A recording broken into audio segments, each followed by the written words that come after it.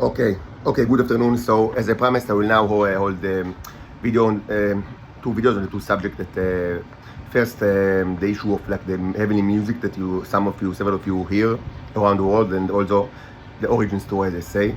I should say that my voice is really I kind of lost my voice because of shouting too much. I'm sorry. So my voice might like change and sound funny and look like that. But so if that happens, maybe we will stop and continue later. But I do want to at least try to speak about those subjects because they are important, even though I think that almost everything is not entirely new, but it deserves like a short monograph which of the subjects, especially since we have new subscribers, and of course I want everyone to that cares about the situation to do their best to get as much as possible the earlier knowledge that I posted, which there are hundreds, if not thousands, of hours of speech and videos and all the writing. But I understand that sometimes you need to do a kind of executive summary, and maybe this is the correct time. So I'll try to do it right now. The important thing is that you need to run. People of this world need to run to Israel to rescue me and my daughters from the Nazi hell. We live in a Nazi hell. I'm subjected to terror all my days. This will never stop. The Israelis will never stop. I have no liberties. I'm subjected to any kind of abuse that you can think of. Terrible abuse. I'm under arrest for a crime I didn't commit at all.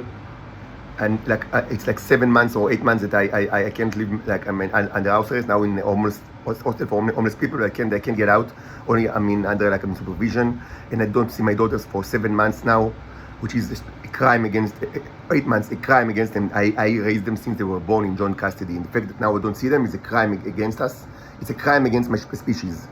I'm a representative of another species, the cherubs, sentient species. This is evident by simple blood tests, and it was shown during so many hours of experiments and microscopic tests that were documented in this channel. You just need to watch those videos. This, beyond any shadow of a doubt, it's a different species. It's not Homo sapiens, and also beyond any doubt, it's not the species that I call Titans, that and that arrived from Venus, the Venusians, that also you know quite well for decades. Actually many thousands of years, but in the modern, I would say, incarnation, at least since the beginning of the 20th century. So I'm not a Venusian and not a Homo sapiens, and this is evident by so many experiments that were documented here and that cannot be falsified. And how I don't even have I have throughout all the time that I conducted experiments, I had no money at all, almost no money at all, and no support, no means, nobody helped me. I was in the same room all the time, first in my mother's apartment and then here in this hostel for homeless people. And I don't even have desktop computer, and I really need it because I can't even sell stuff without this desktop computer. So I'm that poor that I can't use the iPad to create a really good I can't use the iPad to create site that will be anything that is not completely garbage. So I don't even have desktop computer. I have nothing. And certainly I don't have the knowledge of how to fabricate, and I don't have the software. And actually, my assumption, I'm not an expert on VFX, but my assumption is that actually this is kind of a field that is extremely difficult to actually fabricate evidence because there is no market for it. It's not a superheroes, I don't know, whatever, or UFOs. It is the aliens, but in a microscopic scale. And these kind of videos are something that most people, they rarely understand. Even if you're not a professional, you don't even understand what you are watching. It takes you quite a while to start to understand what's going on. So why should people excel or dedicate a lot of time to the professional or faking videos that has no value in them being fake, because no one cares. No one knows the difference between the fake and the non-fake, unless you are a professional. And any professional, on the other hand, can tell you immediately that something is fake. And there are so many hours of these videos, so you know very well these are not fakes. You know very well that these are not fakes. and this, I mean, prove beyond doubt that I am not a Homo sapiens, but it also prove beyond doubt that many of the tenets of your physics and biology are completely wrong. And this was discussed tremendously, so I cannot like reiterate everything. You need to find those videos if you don't have access to it and watch it, because this proves many things beyond doubt. Like vivo ex vivo is not true. Like life can be created from the non-living material, and your model of the subatomic particles, like of the atom, is not correct. Like is false. And although you don't understand like electricity, the Lorentz law is correct only in some like specific circumstances that and you don't understand the entirety of like the circumstances that when it's not applicable. Room temperature superconductors are surely they exist, and I actually have quite a bit of those right here. Yes, they totally sing and exist, and they can be used. I would also add, but this is a very important issue, but I didn't have the time to discuss it, but I will add it because it's kind of like very hot topic that I've proven that faster than light, information transfer is possible, and I should say that certainly travel faster than light is, of course, possible.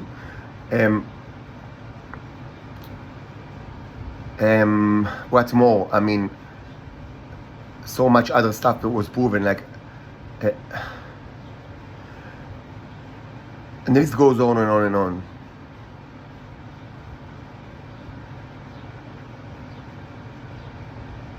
But first of all, I'm not Homo sapiens. Now,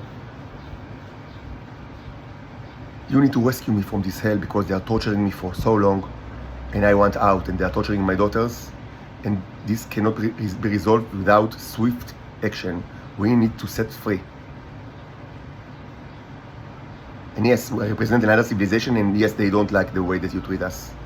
And yes, they are observing, and yes, they will bring humanity to its end if they don't change their ways like immediately. And in any case, the Earth is facing a huge calamity now. Huge calamity. You need to run. You don't need to hate me, like give me some kind of a protection that presumably you've given me since I was born, the Russians and the American, but it was never actually any protection at all. And you don't need to speak with each other because there is nothing to speak about. You need to run to get me out of this hell. Run. Any moment of speech, any moment of hating is a moment towards the end of this world. Very simply. The Israelis are the cruelest nation of all. They are beasts, and they will never rest. They will torture me any way they can. Now let's speak briefly about the music that you hear. For those of you who don't understand it, actually it already happened during the 80s and again before that, but I will try to be very, very short, to speak about it very shortly. This is an incredibly important phenomenon, and this is part of the phenomenon that the Israeli calling the bicycle. Okay, the bicycle, is best represented in the starship that I actually in the story in the painting that is called Titanomachi 1 that I sold to my mother. It's like a painting of one starship. This is Titanomachi 3, by the way. And Titanomachi 2 is similar to this one, but I also sold it to my mother. And the Titanomachi 4 is kind of similar, but it's now in the closet. All the Titanomachi series, all of other series, they have like a plague and description that is written and draw, like with symbolic drawing behind it, like in the other side of the canvas. Titanomachi deals with the subjugation of the Titans to the people of the earth. Now, what does it mean, this subjugation? It has many forms, and you cannot speak about it like in one, like very shortly. But let's try to focus on the issue of the bicycle, because it's part of this subjugation. Is the bicycle. So it's something that you can see quite a bit in my paintings. This can be interpreted as kind of like a bicycle, and also the 8 signs to be interpreted as bicycles, but more than anything, the Titanomachy 1, I mean, it looks like bicycle, like two like, I mean, gears with axle. And also, I have a 3D art presentation of this in my mother's apartment, quite heavy, from black and white clay, which is actually contain 20 inside it. There are 20 balls like this, like 20 each contain one like like paper, toilet paper with my ejaculation. So in total, it's 20 of these. It's quite a big like sculpture. It's quite heavy, and it really resembles like the painting. Is actually my mother. The sculptures are there because she never, like, when I went when they took me, the police took me again to arrest and then to house arrest here in this apartment. She didn't bring me the sculptures. Actually, I'm reluctant to ask her to give it to me because I don't have room here. I mean, I can't even move. Like everything, like the room is like packed with stuff, and I don't even know if I have like any more room to put the sculpture. So maybe it's best that it stays there, like in the share apartment, just because I don't have anywhere to put it. So it's still there. But although the 2 paintings that she bought it for me, and now it's hers. So you see the bicycle, and the bicycle is represented best in this Titanomachy 1 painting, and also in the sculpture, which, I mean, both of them in my department. The sculptures contain 20 like ejaculations like that. It's like the most that I've ever done, like, I mean, in one sculpture. So this and all of these resemble represent the bicycle. Now, I haven't spoken about the bicycle, I don't think, like, explicitly ever. I mean, in the many years, 4 years that I speak, like, about my journey, because it was extremely difficult to me to understand exactly what's going on. And even though it's a remarkably, I mean, it's very important concept in the psychology of the Israelis that belong to the intelligence sector and to the defense sector. It's incredibly important. And I should say 2 things about it. First of all, that, I mean, that it's kind of difficult for a layman or for a person that is outside of the intelligence community to understand what it is like when he has no other knowledge from scratch, because this is a mechanism that allows one person to control other person willingly or unwillingly. But a lot of what the intelligence communities are doing anyway falls under this category. There are many ways that a person can control another person. And the first one is actually by violence, like, I mean, by big stick and threatening. And this was done like a million years ago. And it's still done today. And the intelligence services also do this. But they also have other ways to control people. Some of them are very elaborate. I've spoken a lot about the Soviet method, which is a kind of like a terrorism that, I mean, a kind of like a psychological terror that encompasses a person and like is used to subjugate him to the will of like the operators in a tyrannical way. And I've spoken about it quite a bit. And there is also, I mean, even just, I mean, in the most like normal way, I would say today, it's very common in the intelligence communities of the world that the operator, I mean, which sits somewhere, I don't know, like in kind of like behind the curtain, and they speak like to a microphone, and this transmit orders to the agent in the field, I mean, through a Kochler chip that, I mean, you cannot see because it's under the skin. And maybe they also have like things that you can put like under like as a contact lens. This is something that you see like in science fiction, like Black Mirror. And I tell you the truth, I do not know if such a thing exists. I admit I did not manage to have any clear evidence that such thing exists. There is a very high probability that this exists. Like I would say 90%. I really don't, but I admit I don't have the clear evidence for that. But for the people, I mean, for the normal like zombies that have this Kochler chip and they are getting, I am so used to this crap that, I mean, I now can smell the zombies from like a mile away. They don't even need to speak. I can just, I mean, just by the, by the empty gaze of their dead eyes, like, and their like general, like, I mean, lack of emotion and kind of careless, I mean, like, I mean, they watch like everything around them, like they gaze through, like, I mean, an abyss of random events that means nothing to nobody. I mean, I can really smell the zombies, like, I mean, it's so, and when they speak, I mean, I can pretty pretty soon I can tell, like, I mean, a lot of things about the operator, like, I mean, what's their age and like sex, and like what's their sexual fantasies and what, because I'm so used to, like, be surrounded by taxidermies. But I admit I don't know if they have like something that is also visual, and probably it's not that needed. I mean, okay, what for? I mean, you can convey commands like using. So this is also another way to control a person, which is completely like normal. I would say that, it's a part of like, how intelligence services operate, and like, its only problem is that that this can be probably like be identified like through electronic like devices, I guess. And there is all sorts of like magic tricks and all sorts of like, propaganda. And propaganda is also a way to control other people. So, and intelligence services for the world and also the Israelis, they are doing all of this together. So the bicycle is just another way which relies on alien artifacts to achieve this control of other people. But they're using in many ways together. That's why it's for an outsider of the intelligence services, it's a little bit difficult to actually, understand the concept of the bicycle. Even though I myself, I am in a position in this world that is essential to the existence of the phenomenon of the bicycles.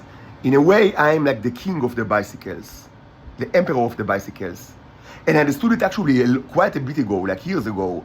But I also understood that no one will ever tell me anything about it because they want me to be their slave and their whore. And that the only way for me to actually, like, to try to combat, like, and they use the bicycle mechanism against me in very disgusting ways. And that the only way to combat it is, of course, just by praying to God and praying to God that will help me, deliver me from this hell, and I also understood that with time I will understand the symbolic language. It's kind of a language that I spoke about quite a bit for maybe 18 months now, and this is kind of a way to control the mechanism. But let's speak about it in a second. I should also say something that it is proven to me beyond doubt, and it's something that I would say that, without like any hesitant, that God Himself told me that the bicycle mechanism, it's got like three aspects, like the scientific aspect, and like the mythological aspect, and it relies on values, like on character. Like, in the intelligence jargon of this world, like their language, there is the issue of non-playable character, like NPC. It derives from computer games, like RPGs, like Dungeons and Dragons. Like, it means that they have NPCs. Like, it's like a character in the game that you cannot like play. It's just there. So.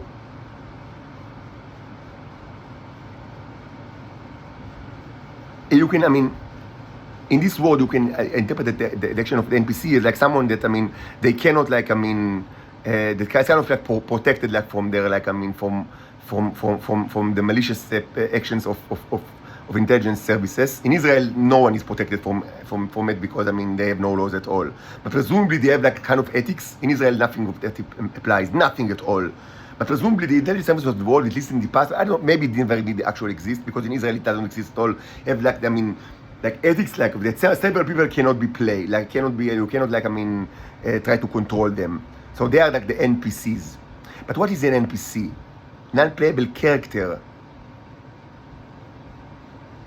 What is NPC? What does NPC means? A character that cannot be played. But what is a character? Person, but why is this person cannot be played? Presumably because he's defended by, I don't know, another nation, but everyone is defended by, presumably by, no one is nationless, or maybe, so what is really NPC? What's the meaning of NPC? NPC, so this is the words of God. Non-playable character is not a person, it's a character, just literally so. Non-playable character. The best way to combat the ill effects of the bicycle is by developing a character. If you have non-playable character, you will not be played. These are the words of God. You can be, believe me or not, you can be cynical about it or not, but I tell you things as they were. These are the words of my Father, these are the words of God. A person that developed the correct character cannot be played. Because the ability of the bicycle mechanism to actually control a person greatly relies on the character of this person.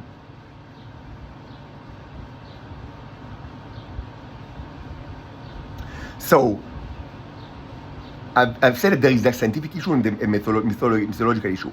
What I mean by mythological, it's not that it's fantastical. It's just that, it's something, it's kind of like a layer that, a kind of like explanation that describe reality but doesn't really explain it. And doesn't connect like explanation to any other like areas of explanation, like scientific or law or things like that. It kind of stands in its own. It's kind of like a fiction, or not fiction, but I would say stories about reality that describe reality and help people like understand reality, but without like explanations certainly not rigorous explanations.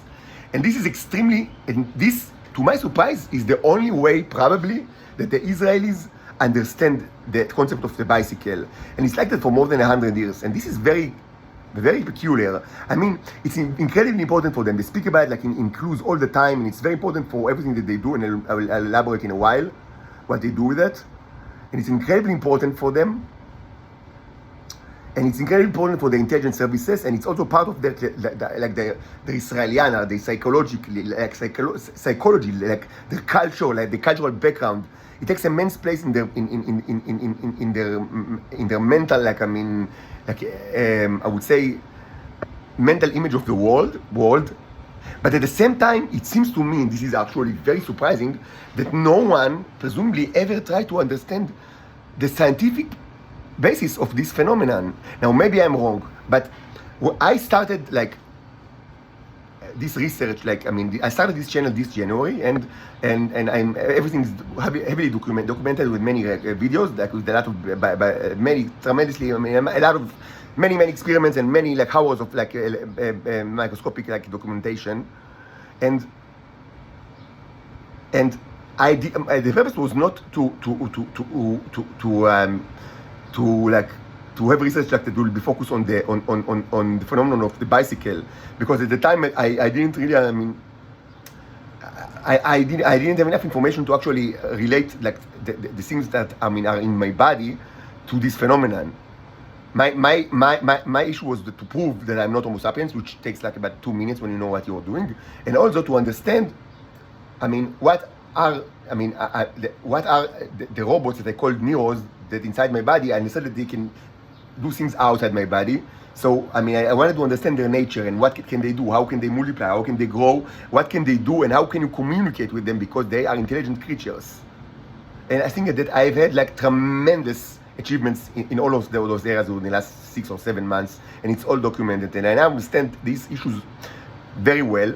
But I always, at least initially, I thought that it was for certain, other people, certainly in Israel, maybe United States, in Russia, for certain, also already, Britain already conducted a lot of research on these things.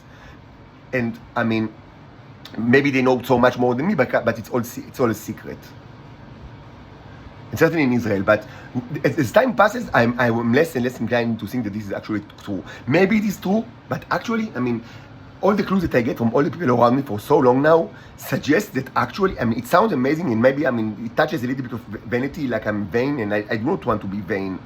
And maybe it's just not true, but it seems to me that for very peculiar reasons, at least, all the others as well, but the Israelis the issue of the bicycle is so important in their culture. They only created mythology around it, which is completely non-scientific, and they never, maybe I'm wrong, but it seems that they never really tried to investigate the issue in a scientific manner. Now, what I have done is not the research of the issue of the bicycle, but in more larger sense, the existence of the nanobots that I call neros. But the phenomenon of a bicycle depends on the nanobots, on the neros, and it's not that they did not know it, the Israelis, they know it. But but they didn't. It seems that no one. It's more than 100 years that it's so important for them, the bicycle, but no one ever took the. Maybe I'm wrong, but how I feel from everything, everyone that send me messages is that people also outside of Israel, and it's also amazing, but certainly in Israel, where this concept is so strong, the mythology of the bicycle is so strong, in their mind, in the practice of the intelligence services, that they never took the trouble to hold scientific investigation into it. And what I've done, which is scientific investigation into the nature of the neros, while it's not specifically focused on the issue of the bicycle, it explains a lot of what's actually going on.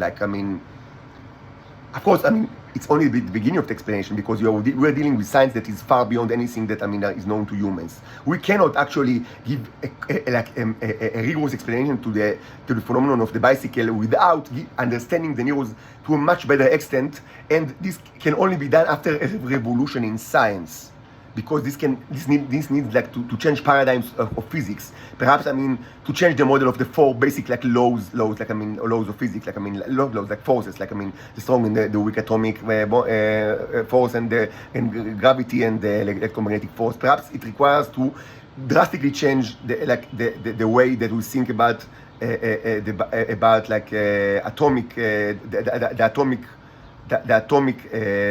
particle, the subatomic particles. This is, I think that I'm almost certain that that's the way it is. That our model of the humanity's model of the atoms is completely wrong. By the way, do you know what it is? It can mean many things. It can mean titanium machine, starship that are taking the Earth. It could mean a cornea of a person, which is very. It's a very important issue, because, and I don't want to repeat myself, but I've said many times, years ago and also lately, it's a way to distinguish between a Venusian clone and a real a human being, because through the cornea, because the cornea of a person, of a Homo sapiens, you can know the age, and you can also use the iris, and it's best to use both. So if you take 40 years old and you take a cornea test of them, and it should give you a result of.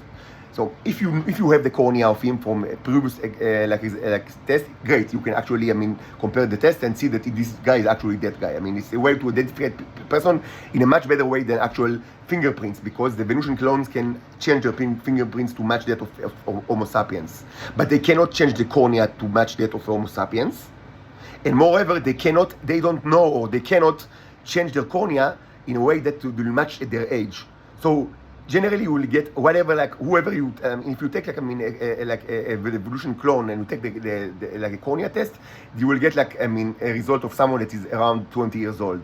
Even though if they appear to be 40 or 50, and according to their ID they are 50 or 40, you will get a result of someone which is around 20, which is a clear way to know that they are actually Venusian clones.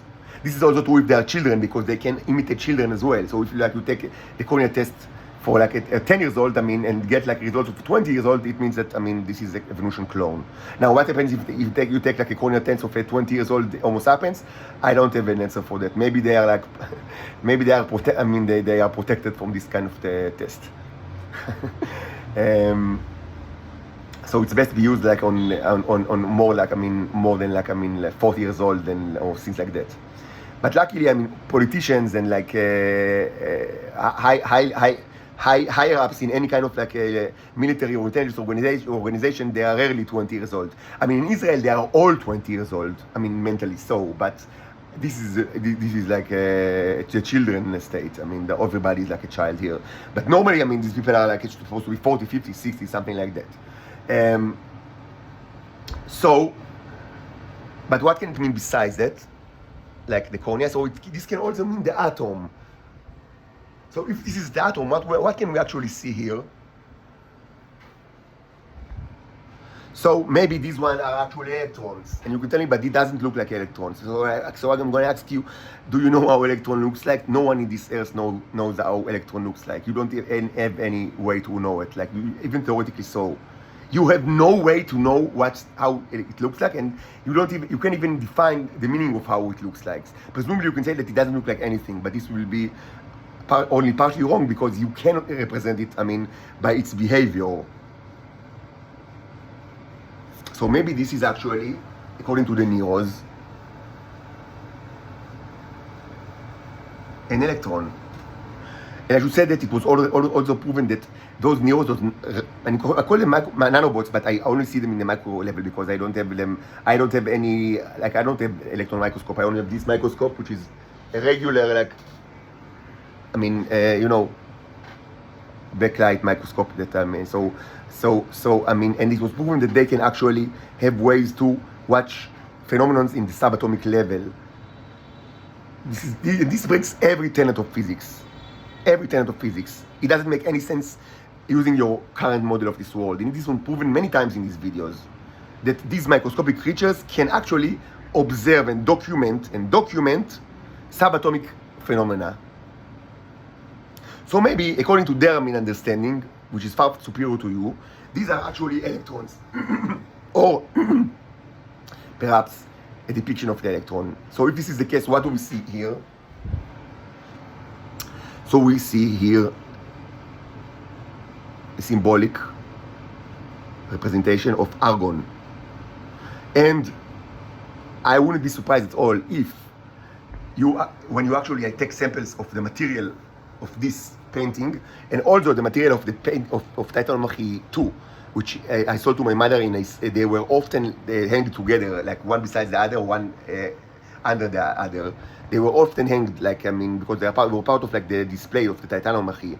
So they were hanged for many days, both of these paintings. The other one is about the same size, but a little different, but very similar.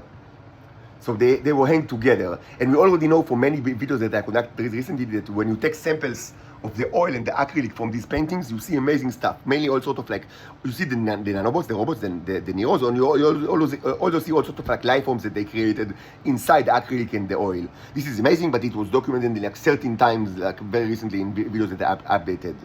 So I would assume, and this is a long shot, that if you take samples of this painting, or maybe the Titan Machi 2 painting, Titan Machi 2, this is 3 and Titan Machi 2 painting that my mother now possesses. If you take samples and you use oscilloscope or whatever, you use serious laboratory settings to actually an electron microscope and everything that is needed in a serious laboratory to actually to detect what's inside these chunks of dried acrylic and dry oil paint and other solvents. I wouldn't be surprised if in addition to the robots and to the millions of life forms that non-biological life forms, or non-biological according to your definition, I would say non-carbon based life form probably, that you will find, and this was proven in this video, I wouldn't be surprised if you're going to find molecules of argon. It contains only argon. So who cares? You don't know about this. But this is something that no human ever watched. Never ever. It's outside your science. It might sound like a little bit. So why? What's the problem? Argon, it's kind of a noble gas. It's very known. We all heard about argon, one of the noble gases. But there is no. It's in nature. It never atoms of argon are always attached to other atoms of a different type. And there is no way to actually synthesize molecules of only argon in laboratory. And I wouldn't be surprised if you will take samples from this one or the ones that my mother said, and maybe you already did it, you will find synthetic molecules of argon. Disregard to the symbolic language. But let's get back to the bicycle, because this is the subject of this video.